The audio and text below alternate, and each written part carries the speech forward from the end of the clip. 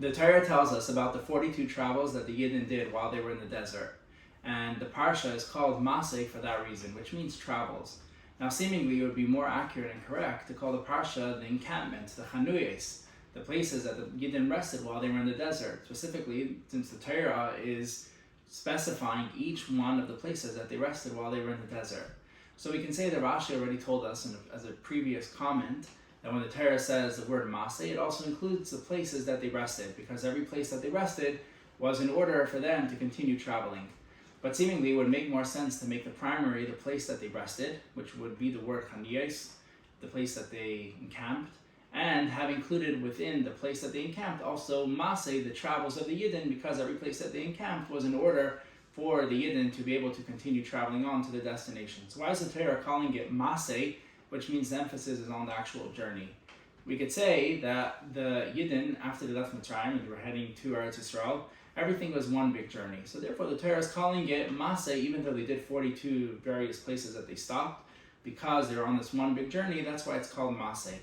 But seemingly, it would make more sense to actually call it Chanuyes for that reason, because the Torah is specifying each place that they stopped off and what the Yidden experienced at that place. For example, in one place their heads were hurting, in another place they had various complaints, in another place they had various desires. So the Torah is making an emphasis on the individual places that they went to, so it would be more accurate, seemingly, to call the Parsha Chanuyes, the places that they rested.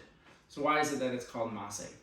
This question becomes even stronger based on what the Baal Shem Tov teaches us, that every single one of the 42 journeys that the Yidden experienced while they were in the desert is a journey that each individual experiences in their own life in 42 various ways. And for example, one of them would be Kibbutz Atava. Kibbutz Atava was a place where the Yidden buried the Jewish people who had a strong desire for the meat that was asked inappropriately. And the Baal Shem Tov explains that on a spiritual level, it's actually a very high level, and it's referring to the level of Chachma, which means wisdom, and it refers to a person who has a deep wisdom and a strong understanding of Hashem and a complete devotion, that he completely eliminates any desire in the physical needs, and therefore Kibbutz Atava would mean the place that he buries his desire. So he's on a very high level connected to Hashem. So based on this, that the Baal Shem Tov teaches that it applies to every single person, and each stop that the Yid did is a actual important part of his advancement in serving Hashem. Therefore, it would make more sense to call the Parsha Chanuyes, which would give credit to each individual level as a person is advancing. So why is it that the Parsha is called Massei? So we can say the answer as follows. We know there's two levels. There's one level called Amida. Amida means a person is static. He's serving Hashem, but it's in a very static way. A second way is a person who's serving Hashem in a way of halicha. Halicha means he's advancing. And we find in halacha various levels and various scenarios where this takes place. For example, when it comes to students, how they advance from one level to the next. Also, we find in the Mishnayos where it talks about levels of holiness. There's 10 various levels. So halicha would refer to a person who's serving Hashem and he's continuously advancing in the service of Hashem. And that's what the parasha is telling us, that Massei, that when a Jew is traveling, you can't feel sufficient with whatever you already achieved, but you have to continue going to a higher level of holiness. But on a deeper level, we could even qualify further. And what that would mean is, between halicha and masa, there's also a difference. Halicha means going, masa means traveling, but masa means traveling not only advancing, but also leaving the previous place where a person was at. And we find it in the Torah. We find when they left Mitzrayim, it says that by Yisuf and Yamsuf, we find it by Yosef and his brothers. It says that the lashon of Masa is used to describe the brothers completely leaving the brotherhood from Yosef. So Masa would refer to someone who's serving in Hashem in a way that he's leaving the previous level that he was holding on in order to come to a much higher level. Similar to someone who's jumping. When you have both feet off the ground, you're going to a much higher level. So the Torah is telling us that Massei B'nai Yisrael, that a Yid has to know that as he's leaving Mitzrayim and he's going all the way to Yarden Yerichai, which is the destination, reaching Eretz Yisrael, you have to serve Hashem in a way of Massei. You can't suffice with whatever high level you reach, but you have to continuously go at every opportunity to another higher level. And this is what the Alter Rebbe tells us, that it says, Eila Massei B'nai Yisrael, these are the travels of the Yidden, they left leaving Mitzrayim.